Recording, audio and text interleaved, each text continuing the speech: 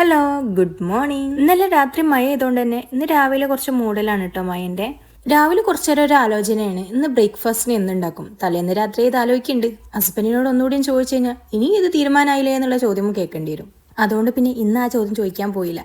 തലേന്നത്തെ chicken കറി ബാക്കിയുള്ളതുകൊണ്ട് തന്നെ ഇന്ന് പത്തിരി ചൂടാമെന്ന് ഞാൻ തന്നെ തീരുമാനിച്ചു. അല്ലെങ്കിൽ നമ്മളെ മലബാർക്കാർക്ക് പത്തിരി ഇല്ലാതെ എന്ത് ബ്രേക്ക്ഫാസ്റ്റ്. ലഞ്ചിന് ഇന്ന് നമ്മൾ ഐക്യകണ്ഠാനെ തീരുമാനിച്ചത് നെയ്ച്ചോറും ചിക്കൻ പരട്ടും ഉണ്ടാക്കാന്നാണ് കേട്ടോ. അപ്പോൾ അതാ അതിന്റെ പ്രിപ്പറേഷൻ ആണ്.